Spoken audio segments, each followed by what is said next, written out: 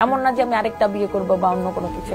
Net দুনিয়ায় আলোচনা সমালোচনার কেন্দ্রে যারা রয়েছেন তার মধ্যে অন্যতম নারী উদ্যোক্তা ও ইনফ্লুয়েন্সার রোবাইয়া ফাতিমা তনি। তিনি কোনো না কোনো ভাবে বছর জুড়েই থাকেন আলোচনার কেন্দ্রে। এবারে তৃতীয় বিয়ে করে সমালোচনার মুখে পড়েছেন তিনি। চলতি বছরের শুরুতে না ফেরার দেশে পাড়ি জমিয়েছেন তনির দ্বিতীয় স্বামী শাহাদাত হোসাইন।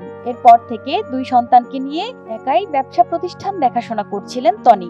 তবে এর মাঝে বছর না ঘুরতেই তৃতীয় বিয়ে করে সমালোচনার জন্ম দিয়েছেন এই নারী উদ্যোক্তা।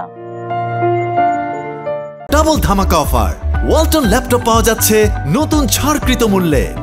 এমন পরিস্থিতিতে তনিকে বিয়ের প্রসঙ্গে এবারে মুখ খুললেন তার তৃতীয় স্বামী। 14 অক্টোবর মঙ্গলবার এক পোস্টে তনির দ্বিতীয় স্বামী সিদ্দিক লিখেছেন, সোমবার আমি একটি পোস্ট শেয়ার করে ঘোষণা করেছি যে তনি এখন আমার স্ত্রী।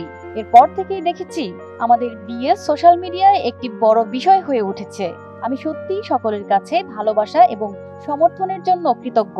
তবে আমি একটি গুরুত্বপূর্ণ বিষয়ও তুলে ধরতে চাই। অনেকেই এমন কিছু বিষয়ের উপর ভিত্তি করে অনুমান এবং মতামত তৈরি করেছেন যা তারা আসলে জানেন না। পোস্টে তিনি আরো লিখেছেন, 2019 সালে বিচ্ছেদ হয়েছিল তার। এরপর 6 বছর পর তনিকে বিয়ে করেছেন তিনি। তিনি আরো লিখেন, তার প্রাক্তন স্ত্রী অনেক আগেই চলে গেছেন এবং নিজের জীবনযাপন করছেন। তাদের সন্তানরা সম্পূর্ণ নির্দোষ এবং তাদের গোপনীয়তা এবং শান্তি প্রাপ্য বলেও উল্লেখ করেন তিনি।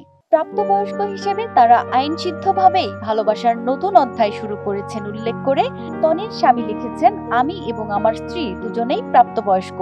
আমাদের একসাথে একটি নতুন অধ্যায় শুরু করার সম্পূর্ণ অধিকার আছে।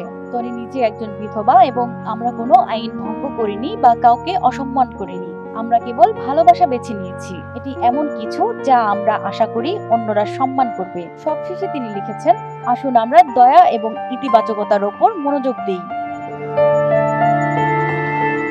প্রতিমা সরকার, এনটিভি অনলাইন।